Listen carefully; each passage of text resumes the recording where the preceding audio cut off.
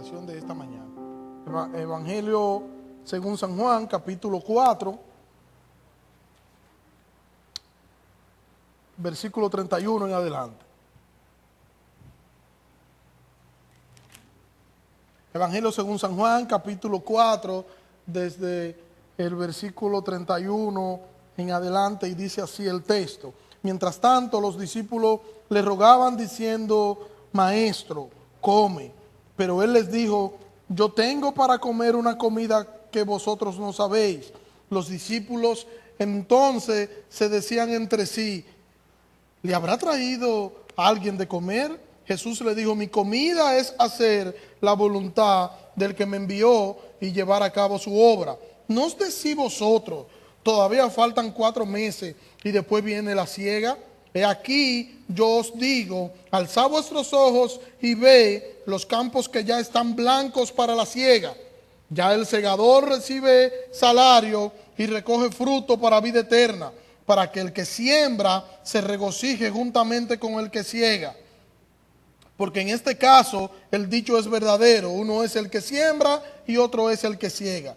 Yo os envié a segar lo que no habéis trabajado. Otros han trabajado y vosotros habéis entrado en su labor. Y de aquella ciudad muchos de los samaritanos creyeron en él por la palabra de la mujer que daba testimonio diciendo: el que dijo todo, él me dijo todo lo que yo he hecho. De modo que cuando los samaritanos vinieron a él, le rogaron que se quedase con ellos, y se quedó allí 2 días. Y muchos más creyeron por su palabra y decían a la mujer: ya no creemos por lo que tú has dicho, porque nosotros mismos le hemos oído y sabemos que este es en verdad el Salvador del mundo. Señor eterno, gracias damos, Señor, a ti una vez más por tu misericordia, por tu bondad para con nosotros. Señor, gracias por tu palabra. Te pido que hable a nuestras vidas, que hable a nuestros corazones, que Cristo sea exaltado en esta mañana a través de la exposición bíblica, Señor, y que tú permitas, Señor, que nosotros podamos vivir conforme a tu palabra, que podamos meditar en ella, Señor, y que tu palabra, Señor, produzca en nosotros, Señor, cambio, Señor, y que nosotros podamos, Señor, entender tu palabra, Señor, y obedecer tu palabra. En el nombre de Jesús, Señor. Amén. La semana pasada, a la altura de los versículos 28, nosotros vimos que, del versículo 28, nosotros vimos que la mujer dejó su cántaro y se fue corriendo a la ciudad y a decirle a todos cuanto ella encontró, a decirle a todos en aquella ciudad: vengan a ver, ven y ve un hombre que me ha dicho todo lo que yo he hecho. ¿Será posible que este sea el Cristo? Y dice el versículo 30 que de la ciudad salieron y fueron hacia él. La mujer samaritana dejó su cántaro y nosotros podemos decir por ello que esta mujer cambió de prioridad. La prioridad de esta mujer en ese momento era cuando ella llega al pozo a buscar agua. Ella sale de su casa, no conocemos el trayecto exacto que ella caminó, pero sí que caminó y que era un camino algo fatigoso. Ella iba con un cántaro y ella iba para cubrir una necesidad que luego fue cambiada cuando Jesús la confronta a esa mujer y cuando Jesús le muestra a esa mujer cuál es su verdadera necesidad. Y esa mujer entonces, al darse cuenta de esto, deja el cántaro y sale corriendo, un cambio inesperado de prioridad. Ahora la prioridad de esta mujer es Cristo. Ahora esta mujer sale a proclamar el nombre de Cristo. Ahora esta mujer sale a decirle a su compueblano que vengan a tener un encuentro con ese Cristo con el que ella tuvo un encuentro y acababa de cambiar su vida. Ven y ve. Entonces salieron de la ciudad y fueron hacia él.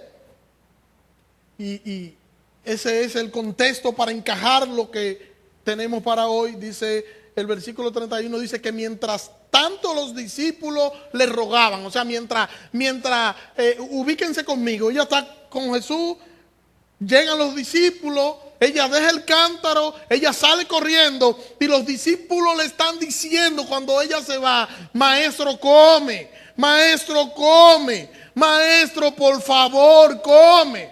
Y Jesús le dice: yo tengo una comida para comer que ustedes no saben.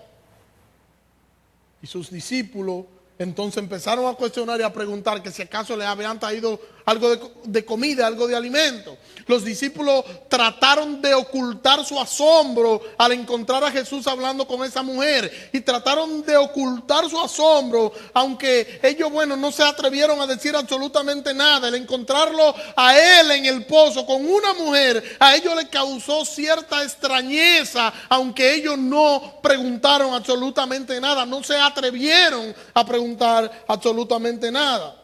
Tomemos en cuenta que estos hombres estaban afectados por su cultura, eran hombres judíos y ellos sabían, y era probable que ellos mismos estuvieran cierto desprecio por los samaritanos, porque era un asunto cultural.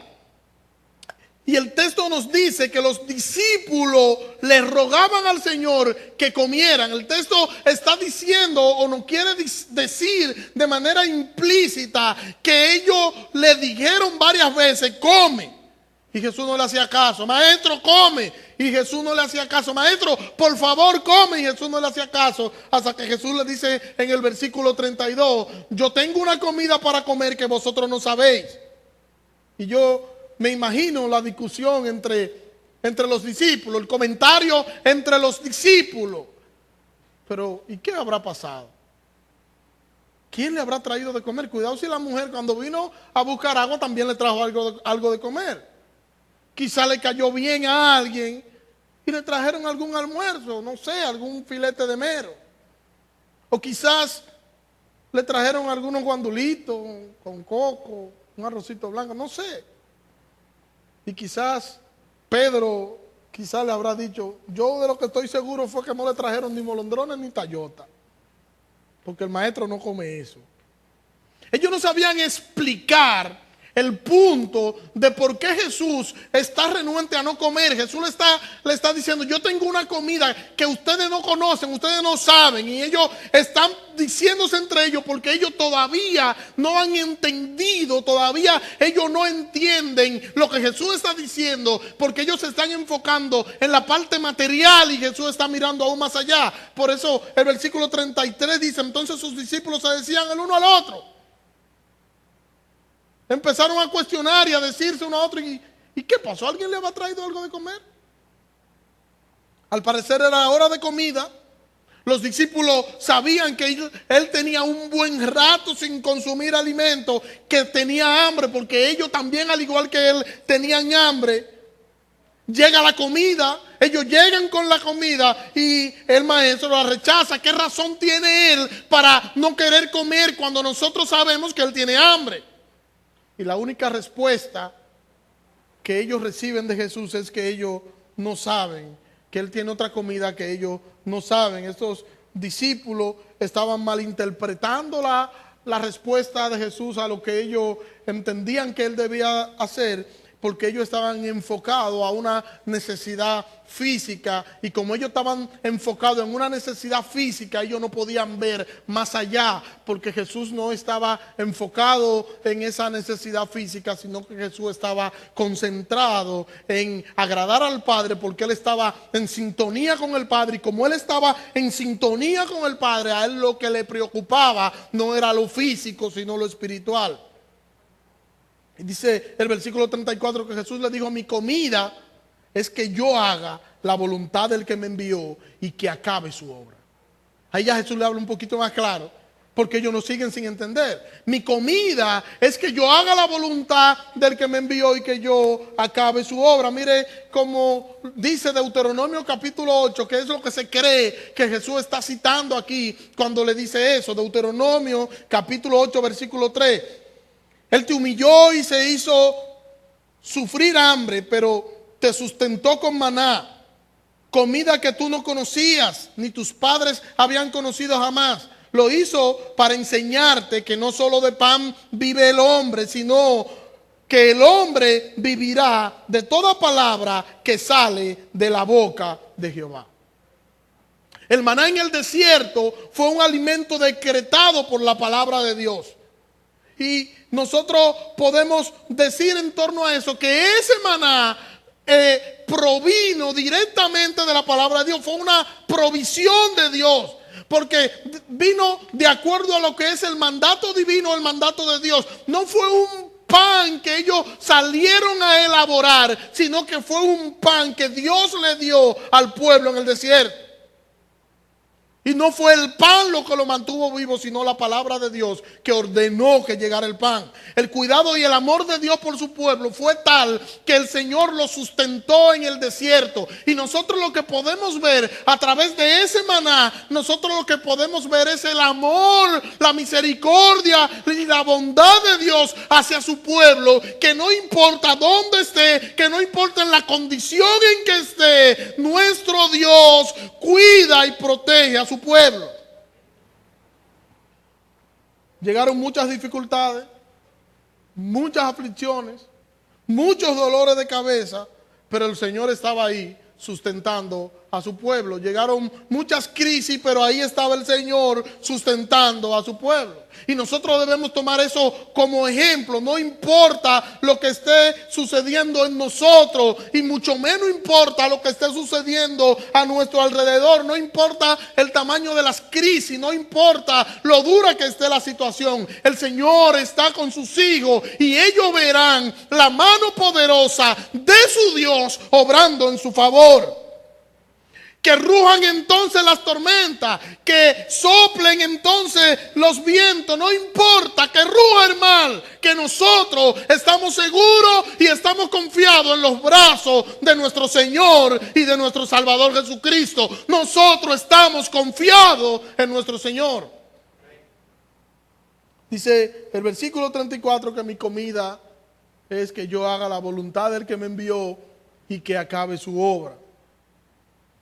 Jesús estaba diciendo algo como esto: para mí lo más importante no son las necesidades básicas de esta vida, lo más importante es hacer la voluntad de mi Padre. Yo estoy en una sintonía tal con mi Padre que a mí lo que me importa no son las cosas de este mundo, a mí lo que me importa es hacer la voluntad de mi Padre. Y dice el pastor John MacArthur en torno a esto, cito: hacer la voluntad del Padre le daba más satisfacción que cualquier alimento terrenal a Jesús. La obediencia a Dios y la dependencia de su voluntad resumían la totalidad de la vida de Jesús. Fin de la cita. Nosotros, al igual que nuestro Señor, nosotros debemos perseguir que todo cuanto nosotros hagamos gire en torno a la voluntad de nuestro Señor. Nosotros debemos perseguir que todo lo que nosotros hagamos, lo hagamos para nosotros agradar a nuestro Señor, que todas las cosas que nosotros podamos hacer, eso que nosotros hagamos sea para glorificar, para exaltar, para bendecir el nombre de nuestro Señor. Y nosotros debemos poner orden de prioridad y tener como suma prioridad engrandecer y exaltar el nombre de Cristo a través de nuestras vidas. Conocer cuál es la voluntad del Señor para nosotros poder hacerlo y nosotros poder vivir en torno a eso y nosotros poder agradar a nuestro Dios haciendo su voluntad. Dice Efesios capítulo 5 versículo 17: por tanto no seáis insensatos, sino comprended cuál es la voluntad del Señor. No sean insensatos, comprendan cuál es la voluntad del Señor. Hay que conocer y hay que entender cuál es la voluntad de nuestro Dios. Y para yo poder entender y para yo poder conocer cuál es la voluntad de nuestro Señor, yo tengo que ir a su palabra revelada, porque en su palabra revelada es que yo voy a encontrar el carácter de Dios, es que yo voy a encontrar las ordenanzas de Dios, es que yo voy a encontrar la voluntad de Dios en torno a todo cuanto yo vaya a hacer. Y la voluntad revelada del Señor, o podemos decir que dentro de la voluntad revelada del Señor para nosotros como iglesia está que nosotros prediquemos el Evangelio. De hecho, es uno de los dentro de las palabras finales de Jesús, cuando nosotros vamos a Mateo, cuando nosotros vamos a Marcos, nosotros vamos a encontrar que dentro de las palabras finales que Jesús le dice a los discípulos y a la iglesia que hagan discípulos, y no podemos hacer discípulos si no predicamos el evangelio, y no podemos trastornar el mundo si no predicamos el evangelio, porque para nosotros trastornar el mundo no necesitamos tener métodos psicológicos, no necesitamos tener métodos económicos, no necesitamos nada de eso. Para nosotros trastornar el mundo, para la iglesia trastornar el mundo, la iglesia necesita darle al mundo el evangelio para que el Espíritu Santo pueda cambiar y pueda revolucionar la vida de todo aquel que escucha el evangelio. El evangelio, predicar el evangelio. Y podríamos preguntarnos, ¿quiere el Señor que yo invite gente a la iglesia para que escuche el evangelio? Usted pudiera decir, bueno, ¿y será la voluntad de Dios que yo invite a alguien para que escuche el evangelio? ¿Qué haremos? Vamos a tener un mes de ayuno y oración para ver si nosotros descubrimos cuál es la voluntad de Dios en torno a eso. ¿Cuál es la voluntad de Dios en torno a eso? Porque ahora tenemos un asunto de que ven y ve al Mesías. ¿Y qué hacemos? Vamos a orar a ver si esa es la voluntad de Dios. Oramos para eso. No es necesario. Porque ya nosotros sabemos que su voluntad es que nosotros prediquemos el evangelio a toda criatura. Que eso es lo que nos enseña la Biblia. Y si nosotros predicamos, entonces nosotros podemos estar seguros que en torno a eso nosotros estamos dentro del plan, dentro de la voluntad de Dios. Mira cómo lo dice el salmista David en el Salmo 143. Respóndeme pronto, oh Jehová, porque mi espíritu desfallece. No esconda de mí tu rostro para que no sea yo como los que descienden a la fosa. Hazme oír por la mañana tu misericordia, porque en ti confío. Hazme conocer el camino en el que he de andar, porque hacia ti levanto mi alma. Líbrame de mis enemigos, oh Jehová, porque en ti me he refugiado. Versículo 10. Enséñame a hacer tu voluntad, porque tú eres mi Dios. Tu buen espíritu me guíe a tierra de rectitud. El salmista está pidiendo, y hay un sinnúmero de cosas que el salmista está viviendo y por la que él está pidiendo. Él quiere conocer la voluntad de Dios, y en medio de esa lista de lo que él está pidiendo al Señor, el salmista angustiado dentro de todas esas peticiones, hay una petición clave en el versículo 10 que él dice: enséñame a hacer tu voluntad. Y esa debe ser una de nuestras peticiones, que el Señor nos enseñe a hacer su voluntad. Yo no puedo aprender a hacer la voluntad del Señor si yo no conozco su palabra revelada. Para yo poder hacer la voluntad del Señor, yo debo conocer su palabra revelada, porque su palabra revelada es la voluntad de Dios revelada, es el propósito de Dios revelado, es la guía de la iglesia revelada ahí en esas escrituras. Jesús le dice: mi comida es que yo haga la voluntad del que me envió y que acabe su obra. ¿Cómo que acabe su obra? ¿Qué obra? Mi voluntad es, mi comida es que yo haga la voluntad del que me envió. O sea, perfecto. Tú vas a hacer la voluntad del que te envió, tú vas a vivir conforme a eso, que es lo que está haciendo Cristo. Y la segunda parte dice: y que acabe su obra. ¿Cuál obra, Cristo? Mire cómo dice Isaías. Isaías capítulo 53, desde el versículo 10, 11 y 12, de Isaías 53. Cito: con todo eso Jehová quiso quebrantarlo y le hirió. Cuando se haya puesto su vida como sacrificio por la culpa, verá descendencia, vivirá por días sin fin, y la voluntad de Jehová será en su mano prosperada. A causa de la angustia de su alma, verá la luz y quedará satisfecho. Por su conocimiento, mi siervo justo justificará a muchos y cargará con los pecados de ellos. Por tanto, yo le daré parte con los grandes, y con los fuertes repartirá despojo. porque derramó su vida hasta la muerte y fue contado entre los transgresores, habiendo él llevado el pecado de muchos e intercedido por los transgresores. Aquí nosotros podemos ver la obra del Mesías presentada por el Padre en el Antiguo Testamento. Podemos ver el plan de salvación presentado por el Padre en el Antiguo Testamento. Su Hijo debía morir. El decreto divino era ese, que la voluntad de Dios era que el Hijo fuera a la cruz, que el Hijo fuera allí a morir como un pecador. Él no merecía morir porque él no era pecador. Él era justo, santo y perfecto, pero él fue a morir por el pecado de otro, por los pecados de otro. Su muerte sería en expiación por el pecado, pero no por el pecado suyo, porque no tenía, sino por el pecado de otro. Y esto se cumple por medio del ofrecimiento del Cordero de Dios. Y por eso Juan, teniendo esto en mente, Juan en el capítulo 1, versículo 29 dice que vino Jesús a él. Y cuando Jesús viene a él, Juan teniendo esto en mente dice: he aquí el Cordero de Dios que quita el pecado del mundo. Jesucristo no murió en la cruz con el propósito unitario de Cristo sanar las enfermedades físicas.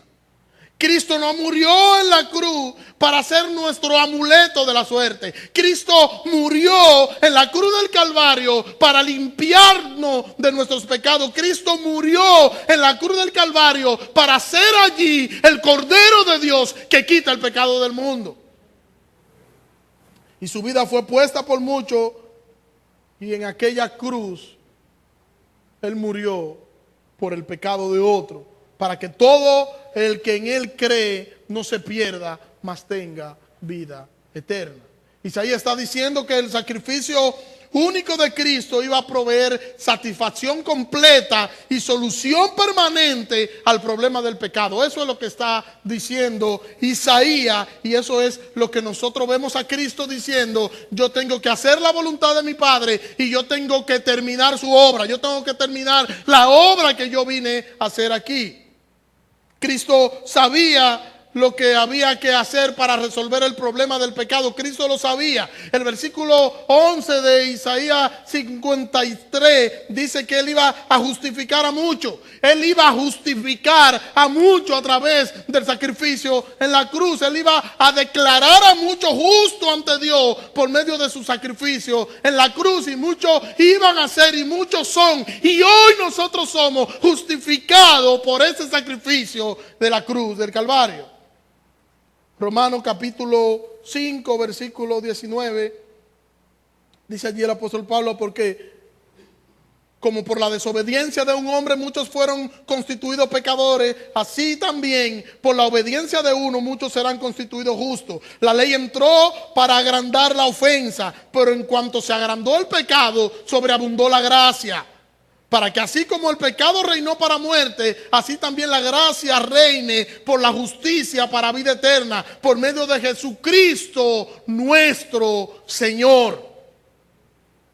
Cristo, quien nos justificó ante el Padre. Segunda carta a los Corintios, capítulo 5, versículo 21. Al que no conoció pecado, por nosotros Dios le hizo pecado, para que nosotros fuésemos hechos justicia de Dios en él. La justificación, nosotros podemos entonces decir que es el acto mediante el cual el pecador injusto es declarado justo a la vista de un Dios santo, justo y perfecto. Versículo 34 de nuestro texto, vuelvo y lo repito: mi comida es que yo haga la voluntad del que me envió y que acabe su obra. Nosotros debemos deleitarnos en nosotros hacer la voluntad de Dios. El deleite del creyente debe estar en hacer la voluntad de Dios, y el hacer la voluntad de Dios debe llevarnos a nosotros a un éxtasis, a un deleite superior, porque estamos cumpliendo con lo que nosotros debemos hacer en esta tierra. Aunque muchas veces nosotros no entendamos en ocasiones lo que el Señor está haciendo, deleitarnos sin importarnos las condiciones ni las consecuencias. Hay en ocasiones que nosotros no vamos a entender. No, el Señor no nos ha mandado a nosotros a entender. El Señor nos ha mandado a nosotros a vivir conforme a su voluntad y a dar gloria y honra a su nombre. Si tú entiendes que vivir conforme a la voluntad del Señor te perjudica, entonces hay un problema ahí. Si tú entiendes que te perjudica perdonar, si tú entiendes que te perjudica pedir perdón, si tú entiendes que te perjudica ser transparente, si tú entiendes que te perjudica tratar bien a los demás, incluso a los que están por debajo de ti, si tú crees eso es simple, debes convertirte y debes entregarle tu vida a Cristo. Porque significa que tú no has conocido al Señor. Porque eso es la vida cristiana. Hacer y vivir conforme a la palabra del Señor para nosotros poder agrandar la imagen del Señor en los demás que no se escuchan y en los demás que no ven. Amar al Señor sobre todas las cosas y amar al prójimo como a mí mismo. Es obedecer a la palabra del Señor revelada en las Escrituras. Yo obedezco la palabra del Señor revelada, que son las Escrituras, cuando yo hago esto. Usted puede decirme, pastor, y nosotros tendremos luchas. Sí, tendremos muchas luchas. De hecho, tendremos una guerra interna entre nosotros querer hacer algo y no hacer algo para el Señor. Habrá una lucha interna donde yo quiero hacer algo y no quiero, donde yo quiero pecar y no quiero. Yo tendré una lucha interna, pero debe imponerse la voluntad del Señor. Debemos proponernos ser fiel. Y debemos proponernos hacer conforme a lo que la palabra de Dios nos dice. Aunque en el momento eso nos duela. Aunque en el momento el hacer la voluntad de Dios nos duela. Pero luego esto se va a convertir en un deleite. ¿Ustedes recuerdan a Cristo cuando estaba en el monte? Cuando Cristo estaba allí, que dice la Biblia que su sudor eran como grandes gotas de sangre. ¿Él sabía cuál era la voluntad de Dios? Claro que sí. ¿Él sabía que la voluntad del Señor era la cruz? La cruz, claro que sí. Ahora, ¿le dolía en ese momento a él la voluntad de Dios? Claro que sí. Él estaba allí con el peso del pecado nuestro. Y allí él clama y dice, Padre, si es posible, pasa de mí esta copa. ¿Tú te deleitas en hacer la voluntad del Señor? ¿Nos deleitamos nosotros en hacer la voluntad del Señor? Muchos se han atrevido a decir que ser cristiano es para débiles, que solo los débiles pueden ser cristianos. Y eso porque tú tienes que hacer cosas como perdonar al que te hace daño. Tú tienes que ayudar a aquel que nunca te ha ayudado, aquel que al contrario no quiere saber de ti. Tú tienes que orar por ese que no tiene mucha simpatía contigo. Tú tienes que darle al que te pide. Tú tienes que servir y tú tienes que darle a los demás. Y tú tienes que servirle a todos los creyentes, a pesar o aunque tú estés en una posición que tú consideres que tú estás por encima de esa persona, o aunque tú estés en una posición de liderazgo, tú estás llamado a servir, porque la grandeza en el evangelio está en el que sirve, no en el que es servido. Aunque el mundo es todo lo contrario. En el mundo, ¿cuál es el grande en el mundo? Al que le sirven. En el evangelio, ¿cuál es el que es grande? El que sirve. Entonces, son dos polos opuestos. Por eso Jesús dijo, el que quiera ser grande entre ustedes, debe ser ¿qué? Vuestro servidor. Debe servir. El que sirve, ese es el que es grande. Dice el versículo 35, no decís vosotros, todavía faltan 4 meses para que llegue la siega. Aquí os digo, alzad vuestros ojos y mirad los campos que ya están blancos para la siega.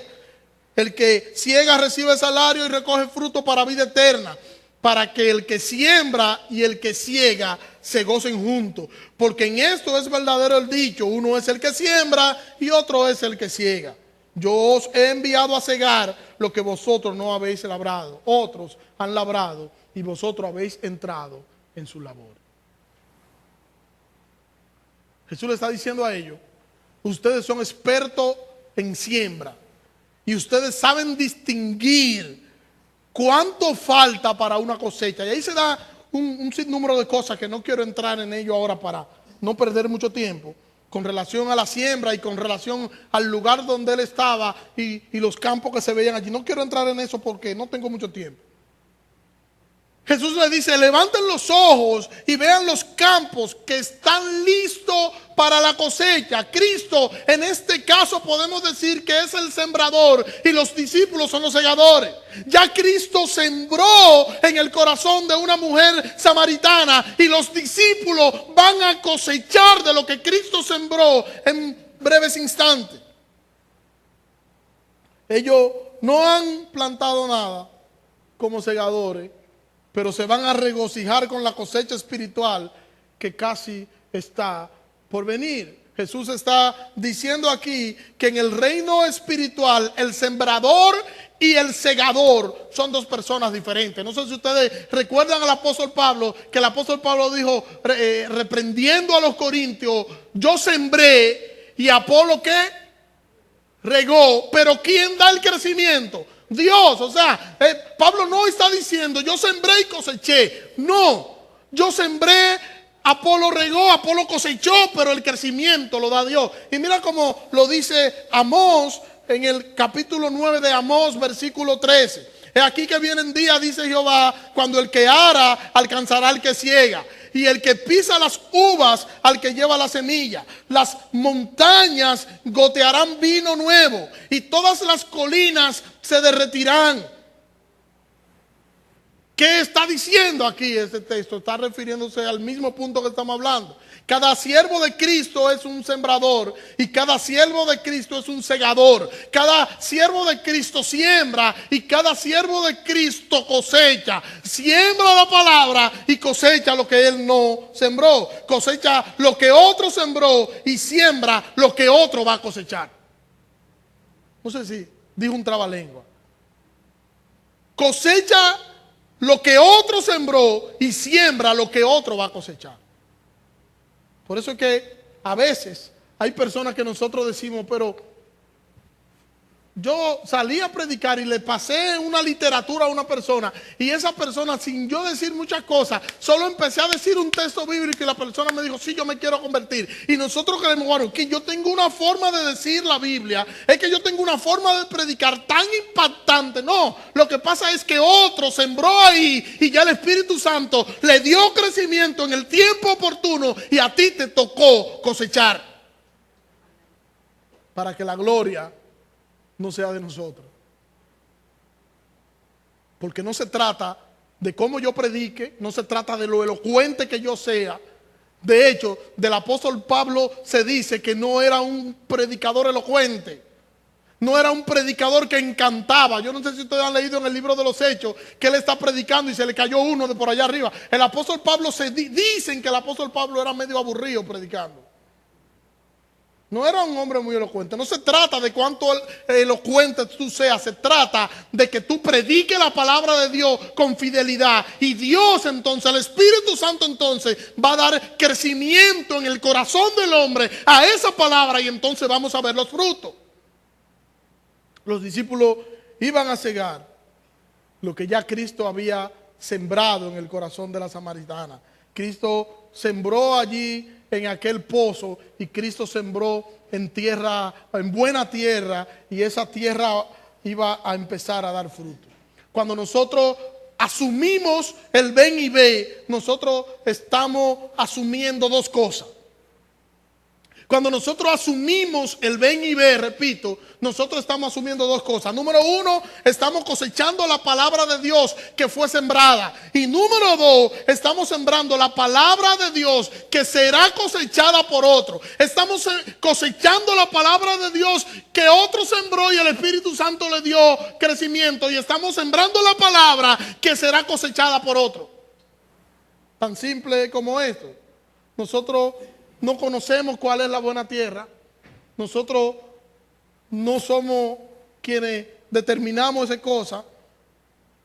No sabemos cuál es la buena tierra. Nuestro trabajo, de hecho, nuestro trabajo es solo sembrar, solo regar la semilla y no seleccionar la tierra. Cuando la tierra, entonces que nosotros sembramos, esa tierra caiga en buena tierra, dará buen fruto. Pero la buena tierra no la conocemos nosotros, la conoce el Señor. Hay algo importante que nosotros debemos entender, y es que el crecimiento a la semilla, el crecimiento a la palabra, el crecimiento lo da el Espíritu Santo y no nosotros. Nosotros no podemos salir, nosotros no podemos ir pretendiendo que nosotros vamos a convertir a la gente. Nosotros vamos a ir porque estamos cumpliendo con el mensaje de Dios, porque estamos cumpliendo con la palabra de Dios, porque estamos haciendo su voluntad cuando hacemos esto. Pero a pesar de que nosotros queremos ver fruto, de que queremos ver resultados, tenemos que entender que el crecimiento a la palabra en el corazón del ser humano lo da Dios y no nosotros.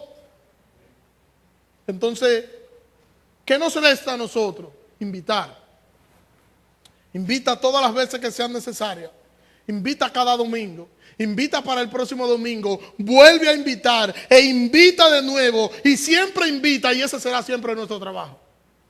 Invitar, invitar, invitar e invitar. Lo demás lo hará el Señor.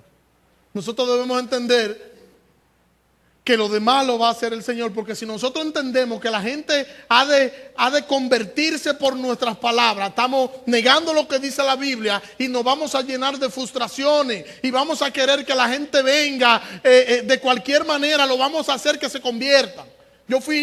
Una vez yo vi a una persona, no voy a decir el nombre porque ustedes la conocen, y esa persona estaba en un servicio y preguntó: ¿quiénes de los que están aquí todavía no son cristianos? Y levantó la mano un buen grupo y él dijo: oh, qué bien, levanta su mano y póngase de pie. Oh, ustedes no son cristianos, no. Cierren sus ojos y hagan esta oración conmigo. Señor Jesús, en esta hora. Y lo convirtió ahí. Y cuando terminó la oración dijo: ellos son cristianos, saluden a sus nuevos hermanos que ellos han hecho profesión de fe. Pero eso es porque él quería exhibir números, y cuando nosotros queremos exhibir números, nosotros hacemos y nos vamos a extremo y nos valemos de este tipo de cosas. Cuando nosotros no entendemos que el trabajo de nosotros es trastornar el mundo con el evangelio, y quien debe darle crecimiento en el corazón del hombre es el Espíritu Santo, no nosotros. El Señor hará el resto, y cuando el Señor hace el resto, lo hace bien. Spurgeon decía: si los que se salvan tuvieran un sello, yo fuera a la plaza de Escocia, levantara las faldas, viera el sello y yo le predicara a ese. Pero como yo no sé quién es, como yo no lo conozco, como no tienen un sello, como yo no lo puedo identificar, tengo que predicarle el evangelio a todo el mundo y esperar que el Espíritu Santo dé crecimiento en el corazón de esa vida. Y yo creo de manera particular que nosotros estamos en un buen tiempo. Y así como el Señor le dijo a los discípulos: levanten los ojos y vean, nosotros vamos a disfrutar de lo que nosotros nos sembramos. Los discípulos, el Señor les dijo: levanten los ojos, que es lo que el Señor le está diciendo, y vean. Ustedes van a empezar a cosechar lo que no sembraron. Yo creo que nosotros estamos en ese tiempo donde nosotros vamos a empezar a cosechar los frutos que nosotros no sembramos, los frutos que sembró otro, y que el Espíritu Santo ya le ha dado crecimiento a esa semilla en el corazón de los hombres. Y veremos al Señor obrar en favor de su iglesia, para la gloria de su nombre, para honra de su nombre, en el corazón de pecadores, dándole el Señor vida eterna y dándole nuevo nacimiento a esas personas. Mira lo que sigue diciendo el texto. No tengo mucho tiempo ya. Dice el versículo 39: muchos de los samaritanos de aquella ciudad creyeron en él a causa de la palabra de la mujer que daba testimonio diciendo: me dijo todo lo que he hecho. Entonces, cuando los samaritanos vinieron a él rogándole que se quedase con con ellos se quedó allí 2 días. Y muchos más creyeron a causa de su palabra. Ellos decían a la mujer: jeje, ya no creemos a causa de tu palabra, porque nosotros mismos hemos oído y sabemos que verdaderamente este es el Salvador del mundo. Donde fue sembrado el Evangelio fue sembrado en el corazón de una mujer de dudosa reputación. Y ella salió y dijo a todos: vengan a ver a un hombre que me ha dicho todo lo que yo he hecho. Cuando viene a ver, este es el Mesías. La mujer salió y le dijo a todos: vengan a ver. Y la multitud salió corriendo a Jesús. Ella salió al pueblo y dijo: vengan a ver. ¿Y qué hizo la multitud? Salió corriendo. Y fueron. Y allí le rogaron a Jesús que se quedara con él. Y Jesús se quedó allí. Y Jesús transformó a esa ciudad, a esos samaritanos. Nosotros necesitamos compartir a todo nuestro radio de acción como hizo esta mujer, para que todo nuestro radio de acción, toda la persona con la que nosotros tenemos contacto, pueda ser transformado y cambiado por el mensaje del Evangelio. Debemos llevarlo a Cristo, debemos invitarlo a ver, debemos traerlo, debemos mostrarle lo que Cristo ha hecho con nosotros y dejar luego que el Espíritu Santo lo convenza de pecado. Y algo importante: no seleccionemos a nadie, porque a veces nosotros tendemos a seleccionar y a decir: no, mira, yo voy a invitar a fulano, pero a este no, porque es que este es de tal o cual forma. No piense por nadie. El trabajo tuyo es simplemente presentar el Evangelio. Es simplemente orar para que el Señor haga el trabajo, no seleccionar a las personas. Tú no estás llamado a seleccionar a quién traer a la iglesia, a quién no, a quién predicarle el Evangelio, a quién no, a decir quién se va a salvar y quién no. No, ese trabajo le toca a Dios, no a ti.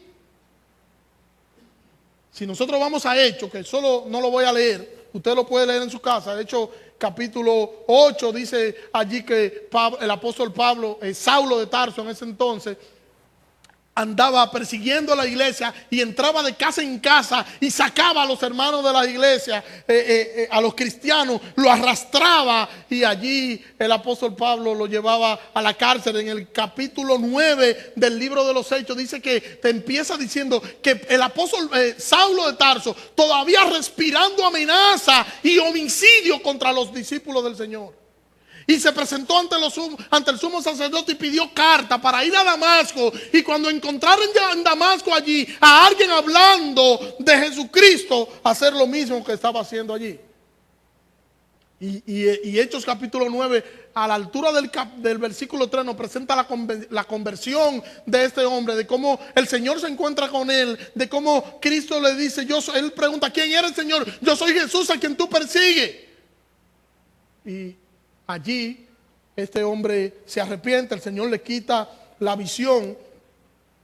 Y cuando el Señor le quita la visión a este hombre, lo manda a huir y dice: mira, quédate en tal sitio.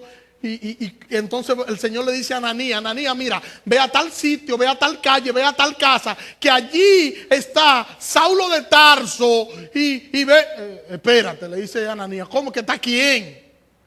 Saulo de Tarso está allí, ve para que le predique. Ananías quería ir. No, Ananías no quería ir. Ananías le dijo: que yo te voy a dar algunas informaciones que tú no conoces, Señor. Ven a ver. Te voy a decir: mira, ese anda buscándonos para matarnos y anda persiguiendo a la iglesia. Ok, ve, porque instrumento me es este. Ve en el nombre del Señor. Algunas veces nosotros nos comportamos igual que Ananías y nosotros decimos: fulano de tal, a ese yo no lo voy a invitar para la iglesia, porque es que ese no va a ir. Porque es que ese nada más quiere vivir tomando alcohol. Mira, a esa yo no le voy a decir, porque es que lo de esa nada más es andar chabacaneando en la calle. Esa no va a ir. Mira, a ese joven yo no le voy a decir, porque es que como él vive, yo sé que él no va a querer ir. El trabajo de nosotros no es nosotros ponernos a razonar el pecado que están viviendo los demás. No es ese. Es a nosotros presentarle el Evangelio y a nosotros decirle, y que ellos que tomen su decisión, no nosotros por ellos. Ese trabajo le toca al Señor. Y tu trabajo y mi trabajo es predicar el Evangelio. Nuestro trabajo es predicar a Cristo e invitar a todos cuantos nosotros nos encontremos